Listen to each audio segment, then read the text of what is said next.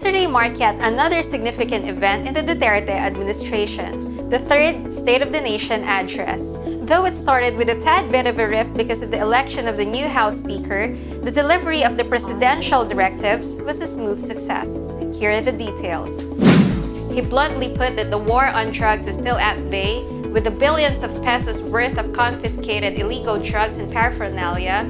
The consequences of their illegal actions will be more ruthless than ever, despite the lashing of the human rights groups and church leaders against the law enforcers.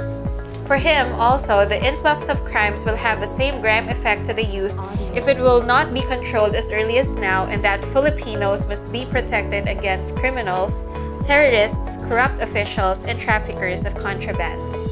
He commended the Congress for the smooth implementation of the Ease of Doing Business Act and has called the attention of the agencies with the most number of red tape-related reports. The fundings promised for Mindanao are also given attention with an increase of allotment. He clarified the issuance of the Bangsamoro Organic Law and asked for at least 48 hours to review, ratify, and sign it. He promised the terrorist groups will never set foot and cause mass damage to the country in the stretch of his term. On international relations, the Philippines will continue to strive for an independent foreign policy. He stressed on the bonds the Philippines has to its neighbors through hosting the 50th ASEAN anniversary and the 31st ASEAN Summit last November. He also acknowledged the recent ties with China through the bilateral and multilateral platforms such as the ASEAN-China and the Philippines-China Bilateral Consultation Mechanism, but with deep regard with our rights to the West Philippine Sea. He commended the hard work of the OFWs and strongly condemned the deaths and abuses by their foreign employers by appealing to the host governments for the welfare of the OFWs. The campaign against Endo has resulted to regularization of more than 300,000 workers as of early this month, partnered with the implementation of Executive Order 51 for the protection of the workers' rights to security of tenure. He also urged the Congress to convene the Bicameral Conference Committee and to pass the bill establishing the Coconut Farmers Trust Fund. He also moved to resolve the issue regarding the country's telecommunication services and that a draft terms of reference for the entry of a new major industry player is at hand. He restated the approval of the Tertiary Education Act and the increase in the salary of our men in uniform, our soldiers, and our policemen. He intends to continue the rehabilitation of Boracay before its total destruction.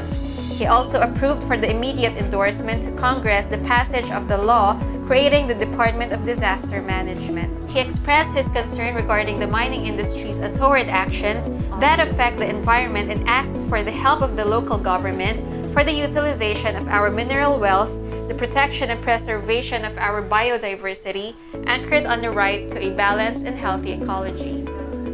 He applauded the Congress for the passage of the train law and said that the subsidies will be increased for the indigent citizens. He also appealed for the reasonable pricing of goods, especially rice. He committed himself and the Congress to a comprehensive tax reform. He suggested the financial assistance to people with health-related needs through the unified implementation of the No Balance Billing Policy and the speedy passage of the Universal Health Care Bill. And lastly, he disclosed the drafting of the federal constitution that will embody the ideals and aspirations of all the Filipino people.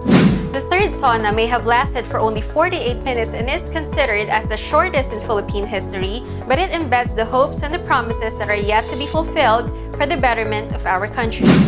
So what are your thoughts about the recent sauna? Write them in the comments below. Starting tomorrow, CNL will be launching the CBRC News Live on the spot. Check our official page for details. We ask so you may know. We feature so you may appreciate. We inform so you may decide. We balance so you may judge. I'm Joy Ziranara, and this is CBRC News Live Special Report. Good evening. CBRC Tagaytay, located at with these contact numbers. CBRC Palawan, located at with these contact numbers. CBRC Agusan del Sur, located at with these contact numbers. Enroll now! CBRC Cotabato, located at with these contact numbers. CBRC Cavite, located at with these contact numbers. CBRC Muntinlupa, located at with these contact numbers.